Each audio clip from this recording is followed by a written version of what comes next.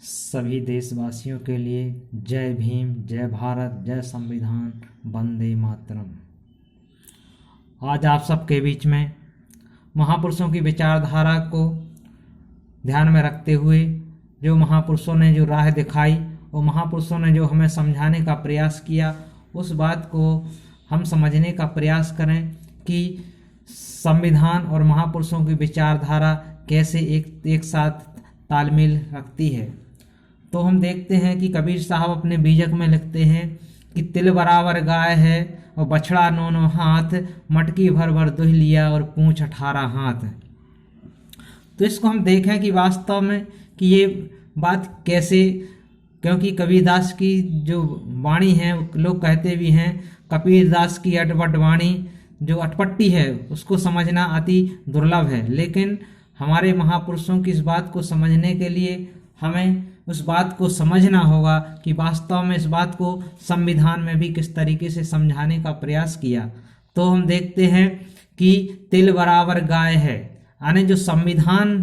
जो नाम है वो एक छोटा सा शब्द है,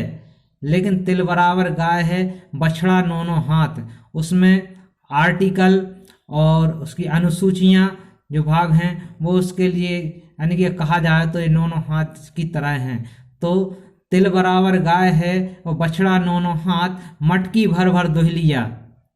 जितने आर्टिकल हैं सभी आर्टिकलों पर बहुत लंबे समय तक बहस चली और उन पर बहुत विचार हुआ और उनके बहुत विचार के पश्चात उन आर्टिकल को संविधान में शामिल किया गया। और जब उन आर्टिकल को संविधान में शामिल किया गया और इस बात को हम समझें कि बछड़ा 9 हाथ, मटकी भर भर दुह लिया, तो हम सभी लोगों ने उसको मिलकर के उस पर बहुत विचार किया, उस पर मंथन किया और तभी उसको संविधान में समाहित किया। फिर उसके बाद आता है कि पूंछ 18 हाथ, और अगर एक एक आर्टिकल की अगर व्याख्या की जाए तो एक एक आर्टिकल में एक एक किताब बन जाएगी। तो इस बात को संविधान को हम समझें कि कबीर साहब ने जो दोहा कहा था कि तिल बराबर गाय है, बछड़ा 9 हाथ, मटकी भर भर दुह लिया और पूंछ 18 हाथ। तो हम संविधान को इस तरीके से देखें तो संविधान मात्र एक तिल मात्र जैसा शब्द है और उसमें भाग अनुसूचियां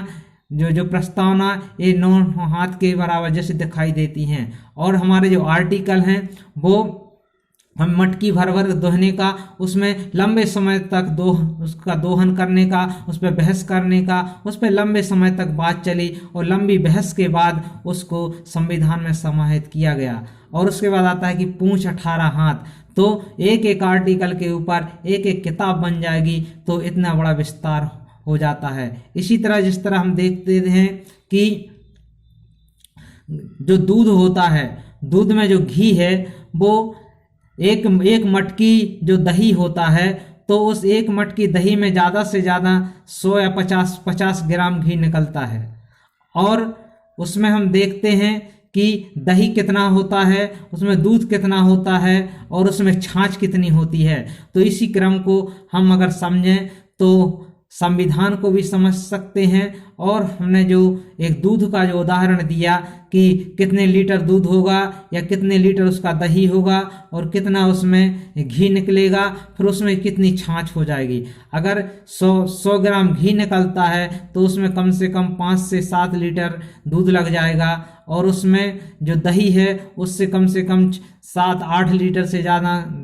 वो दही बनेगा और उससे अगर छाछ निकलेगी कम से कम 15 लीटर से ज़्यादा उसमें छाछ बनेगी। तो इस तरह से जो है हमें समझने का प्रयास करना है कि महापुरुषों ने किस तरह से उस समय इस बात को कहा और आज भी उस बात को समझने का प्रयास किया जा सकता है। तो तिल बराबर गाय है, बछड़ा 9 हाथ और मटकी में भर भर दुह लिया, पूंछ 18 हाथ। तो महापुरुषों की जो वाणी है वो बड़ी अटपटी होती है, लेकिन उसे समझना और अपने जीवन में अंगीकार करना हमें अति दुर्लभ होता है। लेकिन जो समझ जाता है तो उसका वास्तव में जीवन सार्थक हो जाता है। तो कबीरदास जी के इस दोहे के संबंध में आपके बीच में चर्चा करते हुए आपके सामने आए, और आपको यह वीडियो पसंद आया तो वीडियो को पूरा जरूर देखें और चैनल को लाइक करें, सब्सक्राइब करें, अब अपने मित्रों तक शेयर करें कि संविधान हमारा कोई अलग विषय नहीं है, हमारे महापुरुषों की विचारधारा के ऊपर ही संविधान बना हुआ है।